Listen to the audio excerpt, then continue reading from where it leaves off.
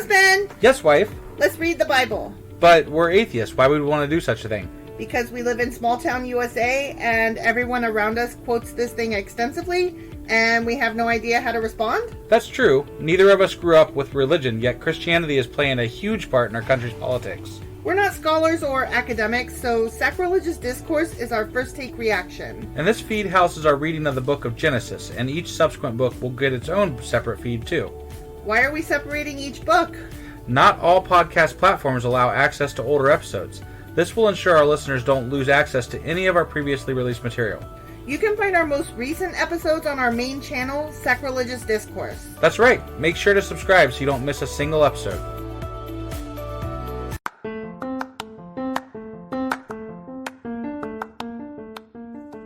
Hey you, welcome to Sacrilegious Discourse. I'm husband. I'm wife. And together we're reading the Bible. Starting with Genesis and eventually ending with Revelations, we're working through every book and offering our atheist 2 cents. Or shekels. Yeah, those.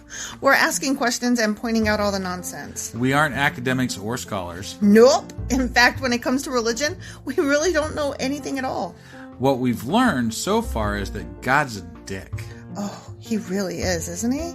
If you're interested in how we reached this startling conclusion, maybe start from episode 1. Otherwise, jump in anywhere. It's all good.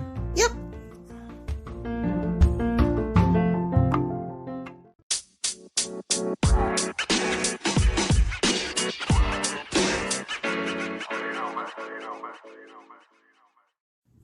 Hey, husband. Yes, wife? Before I ask you if you remember what happened last time, which I know you don't. Yeah. You had something you wanted to say? I was just going to say that it seems like we have some followers out there now. We do? I mean, it looks that way from the stats that we're seeing. So. Oh my god, that's so cool. Hi. Hi. But we really could use their help. Oh my god, what can they do? Well, you could tell a friend. I did tell a friend. So did I. Oh, you mean them. Them, yes. Them, they. You guys out there in podcasty land. The people that are people are listening? I mean, it looks that way. Oh. I could be wrong. Okay. But we could really use your help in, like, spreading the word because we're still a new podcast. Very and, new. You know, like, not many people know about us. So, and we're just kind of, like, husband, wife, sitting here in our living room recording this bullshit for you to listen to because, you know. How dare. And we're just having fun. So, like, we don't know all the ins and outs of, like, how to make ourselves popular. Popular. Popular. I mean, you know, but it'd be cool. I'm okay. Yeah, that'd be great. Do that. Like, spread the word for us. That'd be awesome. I feel like you're procrastinating and trying to put off telling me what you don't remember. Can't we just tell them what we're going to say this week and skip that part? Because nope. They already know I don't know anything. Hey, babe. Hey, what? Do you remember what happened? No. Jacob was a lying, underhanded thief. That's right. What did he steal? He stole the blessing from his dad, who is Isaac? No, that's... Oh, yeah. No, yeah. You're right. Yes. The one blessing. He stole the one and only. Right. Yeah, because... Well, but then he also gave some sort of a blessing to his other son. Esau. And said that, like, he'd break free of his yoke from his brother. You're going to be a servant, but, you know, not always. Yeah. You can quit anytime. Right. But not right now, though. I but it didn't specify that. I know. I didn't really understand that. But what are the stipulations there? Maybe a better interpretation. Like, maybe if we got a different translation, it would spell that out better. Do you think we'll find that out today? Probably not. I mean, because sometimes they just jump around to different stories, and they're like, we'll get back to that one eventually, but it'll be really weird and just, like, pointless to explain something just in a brief, like, sentence at the end of a section. I don't know. I have a feeling, because remember there was, like, that 2-second blurb, like, right at the end that was, like, Jacob and Esau's mom was like, and don't you be marrying no Canaanites. Right. The end. Remember? Kinda. I bet it's about that. This is turning into a really long intro. It is. Sorry, my bad. That's all right. We should probably get on with the show. All right. What are we going over today? We are doing Genesis chapters 28 and 29. All righty. Let's do that. Okay.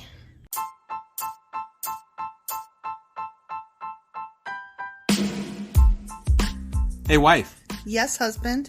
Did you know that we are now on Patreon? Yes, because you told me, but also, no, tell me more. So we're on Patreon now. Are we? We are. And our supporters can go there and support us, and we have multiple levels all the way up to You Killed God. That sounds really drastic and escalated quickly-ish. Well, no, there's multiple levels before there. So it escalates on a sliding scale of, cheap to not cheap. Oh. But, we can definitely use any amount. So, any support is always appreciated. So what exactly is Patreon? It's a place where you can show your support for our podcast. And just our podcast? Any podcast or any performer. But, we're the ones that, you're listening to right now. So maybe you should, support us. That'd be awesome. That would be awesome. But we love you anyway. So all you got to do is go to Patreon, look up Sacrilegious Discourse. It's actually patreon.com/Sacrilegious Discourse is our actual main page there. So head on over and send us some love. Yeah.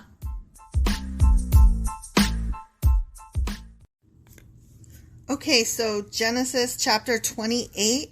Which this bit still falls under the last section from the last chapter. Jacob flees from Esau. Oh, okay. And we stopped right in the middle of a section, even though it was the end of a chapter. Well, that's all right. I'm just letting you know in case you care. It left him on a cliffhanger. Yeah, that's what happened. Yeah, they were all biting. Everybody was biting their nails over this one. So Isaac called for Jacob, blessed him, and said, "You must not marry any of these Canaanite women. Instead, go at once to Paddan Aram, to the house of your grandfather Beth-el, and marry one of your uncle Laban's daughters." That's so gross. Right. They're still being cousin fuckers. Yeah, ancestral. Ugh. Bullshit. Not ancestral. Didn't I say ancestral? I thought you said ancestral, but before that you said ancestral. Oh, well, I screwed up then. Incest. Whatever. Nasty. Dumb shit.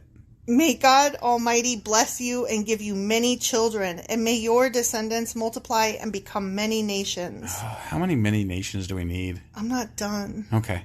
May God pass on to you and your descendants the blessings he promised to Abraham. May you own this land where you are now living as a foreigner.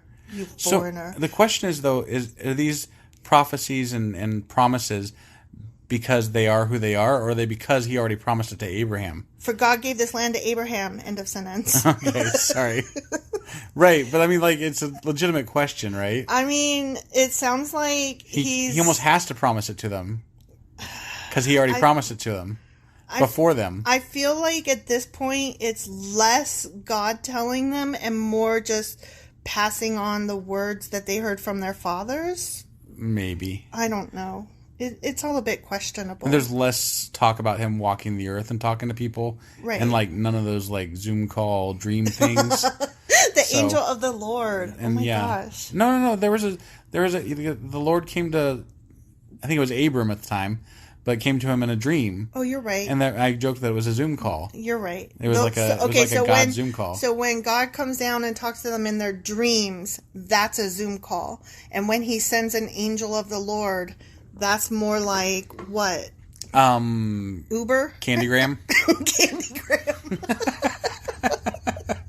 So Isaac sent Jacob away, and he went to Paddan Aram to stay with his uncle Laban, his mother's brother, the son of Beth-el the Aramean. Esau knew that his father Isaac had blessed Jacob and sent him to Paddan Aram to find a wife, and that he had warned Jacob, "You must not marry a Canaanite woman." He also knew that Jacob had obeyed his parents and gone to Paddan Aram. It was now very clear to Esau that his father did not like the local Canaanite women. So Esau visited his uncle Ishmael's family and married one of Ishmael's daughters, in addition to the wives he already had. Nice. Just collecting wives. Let's go get some more wives. His new wife's name was Mahalath. She was the sister of Nebaioth and the daughter of Ishmael, Abraham's son. Okay. That's gross. Yeah. Wait. Okay. Yeah. Okay. Yeah. All right. Gross. Yeah. They're all cousin fuckers. Yeah. Basically. Nasty. Okay. God appears to Jacob at Beth-el. God appeared. God appears. So this will be a candygram? No. No, this is God appearing. This is God. Apparently. God coming in person? I mean, that's what it says, right? I don't know. Let's see what happens. Yeah. Meanwhile, Jacob left Beersheba and traveled toward Haran. At sundown, he arrived at a good place to set up camp and stopped there for the night. Jacob found a stone to rest his head against and lay down to sleep. How comfortable could a stone be? It doesn't sound very comfortable to me. Me neither. Do you think it was like one of those stone slabs? That could be. Like maybe like a really hard bed. Yeah. I mean, it could be... Or like maybe the rock was just curved just right to where you can like lean your neck back over it and it felt really good. I don't know, because I could sleep, see that. I sleep on my side. Well, but everybody sleeps differently. Maybe he likes, It's better for your health Plus to sleep on your side. There wasn't a Mr. Pillow back then either. So, I mean, like, I don't know. Maybe they had less options. That is true. Yeah. As he slept, he dreamed of a stairway that reached from the Stairway earth. to heaven? Yes. Oh my God. Reached from the earth up to heaven. Yes. There it is. There it is. There it is. And he saw the angels of God going up and down the stairway. At the top of the stairway stood the Lord, and he said, so wait, this is a dream. Yeah. So this is a Zoom call. Oh, okay. All right. Okay, Zoom I just call. want to make sure I understood. Okay. At the top of the stairway stood the Lord, and he said, I am the Lord, the God of your grandfather Abraham, and the God of your father Isaac. The ground you are lying on belongs to you. I am giving it to you and your descendants. Your descendants will be as numerous as the dust of the earth. They will spread out in all directions, to the west and the east, to the north and the south, and all the families of the earth will be blessed through you and your descendants. What's more, I am with you, and I will protect you wherever you go. One day I will bring you back to this land. I will not leave you until I have finished giving you everything I have promised you. So what I get out of this is that God's a capitalist because he likes to give people ownership of things. Right? I hadn't thought of it in those terms, but yes, that is correct. So, and not only that, but he says, I'll be with you till a certain date, and then I'm outies. Right. Yeah. I don't know. He's like, that rock is yours. That cactus, right. That cactus is yours. Yeah, he's just like passing off like ownership of things. But I'm like, but did you tell the other guys? I know, because that all never works out well. I know. Never. Ever. Ugh. Yeah. Then Jacob awoke from his sleep and said, surely the Lord is in this place, and I wasn't even aware of it. Wouldn't. I mean, I had to say it like that because that's the way it sounds. Okay. I wasn't even aware of it. But he was also afraid and said, what an awesome place this is. He probably said awesome differently from how I said it, because I'm like, awesome. And he's probably like, what an awesome. Yeah, I can't do it. Yeah, I can't either. I can't use awesome correctly anymore because Bill and Ted ruined it for me. Right. Excellent. It is none other than the house of God, the very gateway to heaven. Sweet. The next morning, Jacob got up very early. He took the stone he had rested his head against, and he set it upright as a memorial pillar. Then he poured olive oil over it. He named that place Beth-el, which means house of God, although it was previously called Luz. What do you think the olive oil had to do with anything? What's up with that?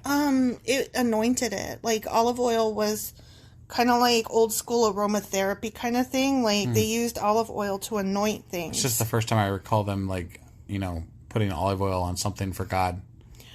They wash their feet with olive oil too. Like, it's just a way of anointing things. Okay. It's old school holy water. Got it. Before holy water was a thing. Got it. I think Jesus made it holy water. So that must mean that, like, the United States is not holy at all because there's, like, no olives here. But unless we import them. But we import olive oil. Yeah, but I mean, we had to invent things to get olives over here. So back then... So let me ask you this. This was like a godless country. Like, we just started getting those... Because no olives. Those olives in the little cups. Like, olives to go in the little, like, fruit cup containers. Yeah, those are awesome. Right? So do you think if I squashed that up, that would be olive oil, and then if I poured it on a rock, do you think that means that I anointed a rock with olive oil and it's holy now?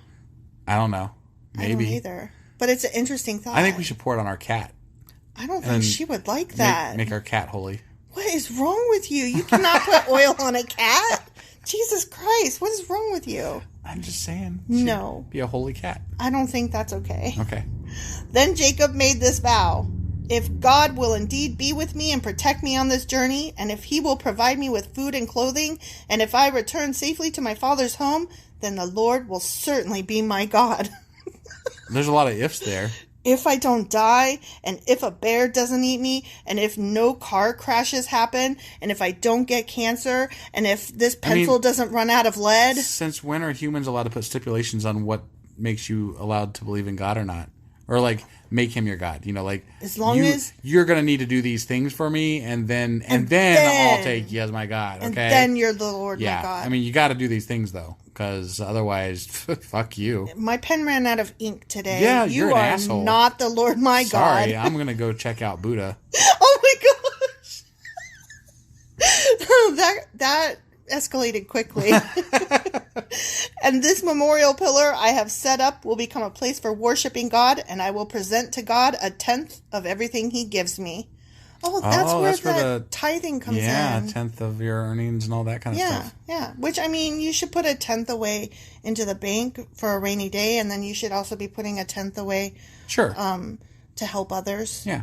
But if you have the money to do that. But that's like one sentence in the Bible, and that's where we get that we give 1/10 of everything. We don't know. There might be other sentences in the Bible. We're only in Genesis. That's true. It's true. And I mean, there's 66 books in the Bible. But like they're reading along. People that believe in God and all this stuff. They're like, rape. Give 10% of our earnings. And they're like, yeah, that. Maybe there's other places that are less rapey and more givey. I mean, yeah, maybe. I don't know. I feel like they pick and choose things that they want to make. You feel like that, huh? I do. Is that how you feel? I do. Well, that's the end of that chapter. All right. How do you feel about that? I feel like it's another end to another chapter and another reading of another day with the Bible. All right. Okay, let's go on to the next chapter, huh? Woohoo!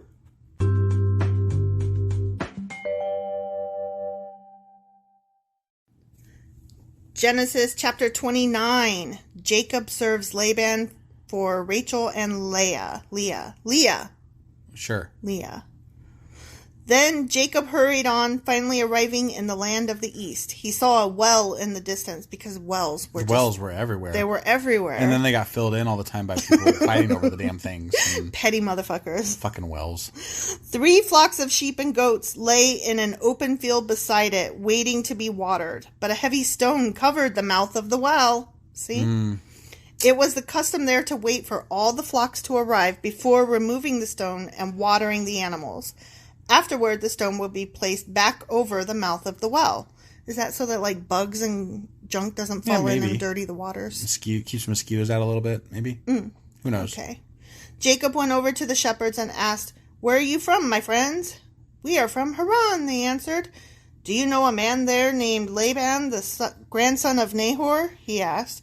"Yes, we do," they replied. "Is he doing well?" Jacob asked. "Yes, he's well," they answered. "Look, here comes his daughter Rachel with the flock right now."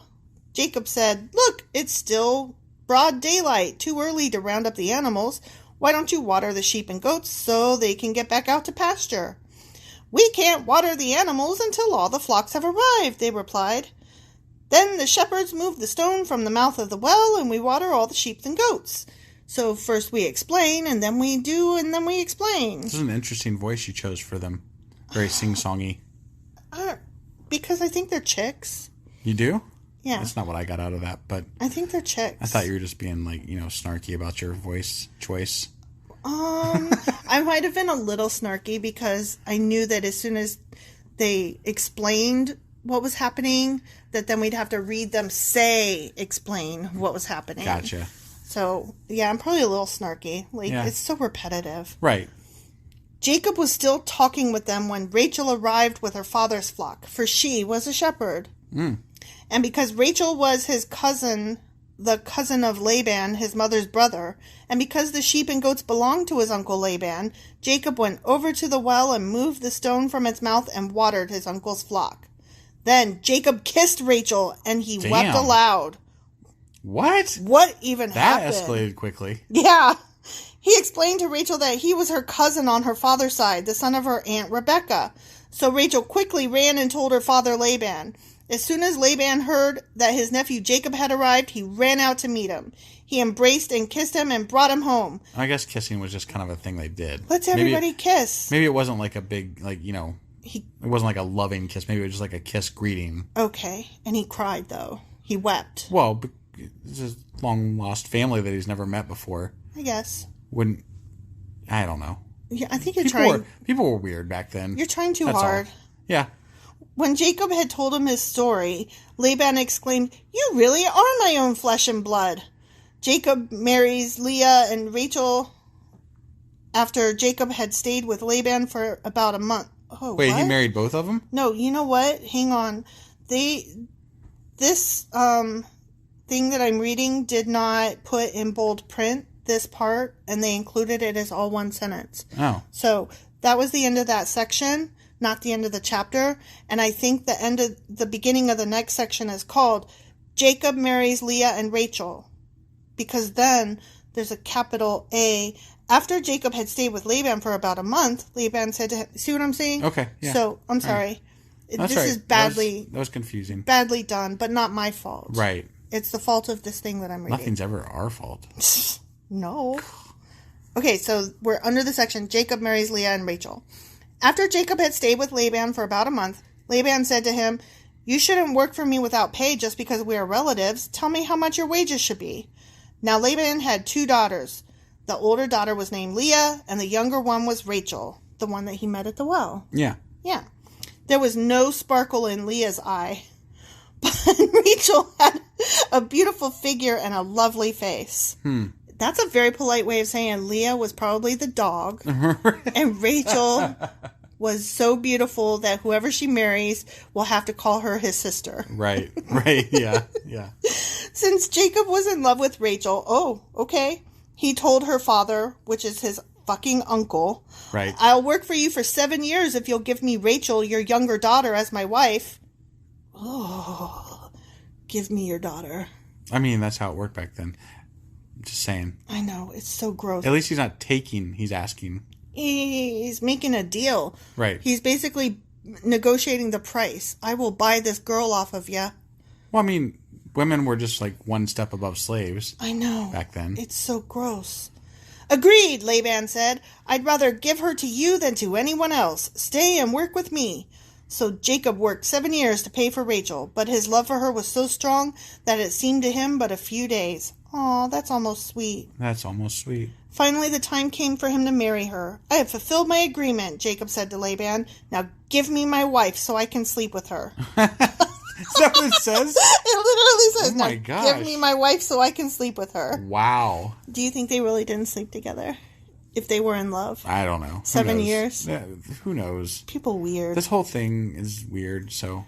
So Laban invited everyone in the neighborhood and prepared a wedding feast. But that night, when it was dark, Laban took Leah to Jacob and he slept with her. Oh, what an asshole. Laban, why'd you do that? Laban had given...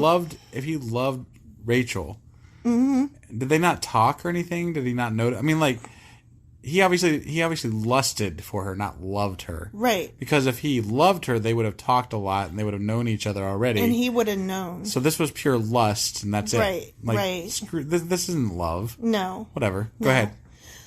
Laban had given Leah a servant, Zilpah, to be her maid. I don't know what that has anything to do with it. Maybe he'll screw her later, too. But when Jacob woke up in the morning, it was Leah. "What have you done to me?" Jacob raged at Laban. "I worked 7 years for Rachel. Why have you tricked me?" "It's not our custom here to marry off a younger daughter ahead of the firstborn," Laban replied. And I waited 7 years to fucking tell you that. What a dick. "But wait until the bridal week is over, then we'll give you Rachel too, provided you promise to work another 7 years for me." What? That's a bunch of shit. So Jacob agreed to work 7 more years. A week after Jacob had married Leah, Laban gave him Rachel too. Laban gave Rachel a servant, Bilhah, to be her maid.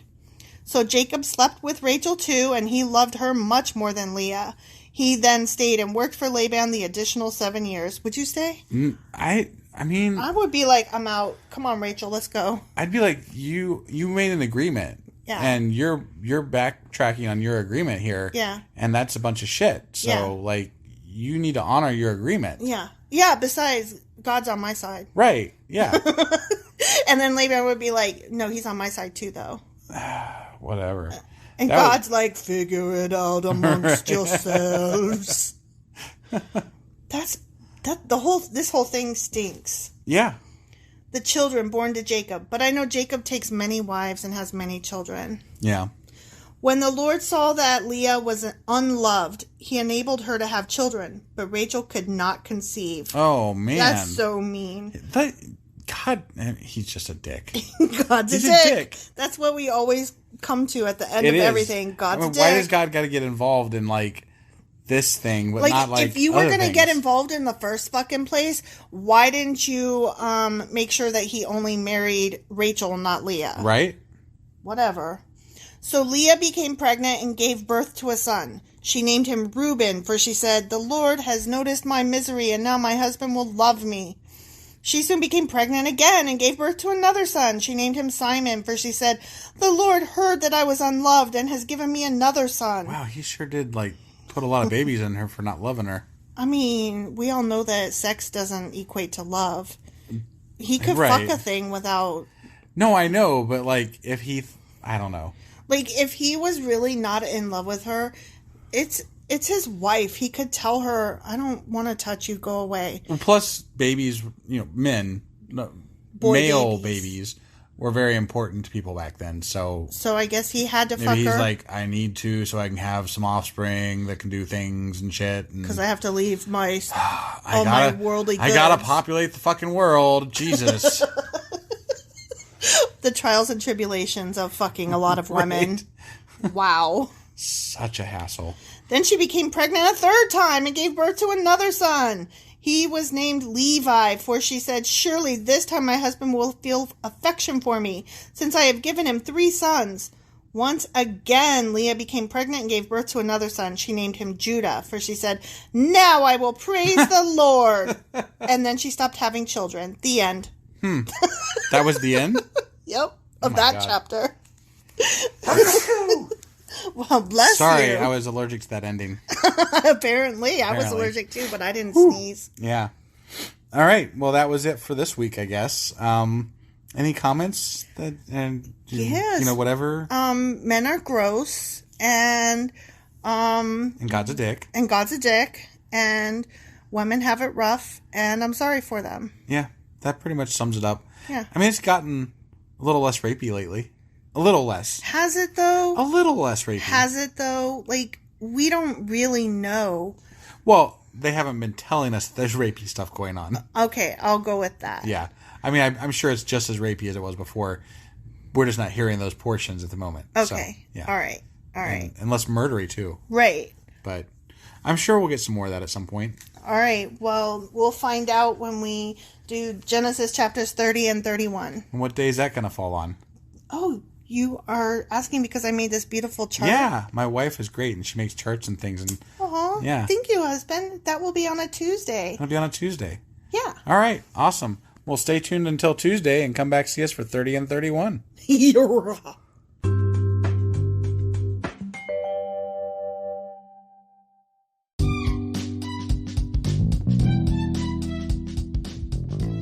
Husband. Yes, wife.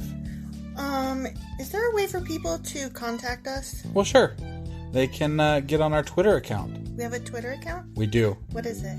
It is sacrilegious_D. Like D for Discourse? Yeah, they wouldn't let me put the whole thing, so I had to shorten it to _D. I hate them. Yeah, that's disgusting. How do you spell sacrilegious? Do you know? I don't want to. Just look it up in a dictionary or something. I don't want to do that right now. You know why? Sacrilegious_D. Okay? Because you messed it up and I made you fix it. That's why. Yeah. What about an email? Yeah, we got that too. What is it? sacrilegiousdiscourse@gmail.com. Oh, well, that's easy. Yeah. As long as you know how to spell sacrilegious. Right. Well, definitely get a hold of us. Let us know what you thought of the episode. And, any comments, hate mail. We love that kind of stuff. Also, you could answer some questions that we leave throughout, or like correct my pronunciations. Yeah, they're probably please. Bad, wrong, and horrible. Because we suck sometimes. Absolutely. Oh, also, if you like this shit or whatnot, give us a like on your podcasting app and stuff, or even leave a comment or something. That would be awesome. That would be awesome. Goodbye.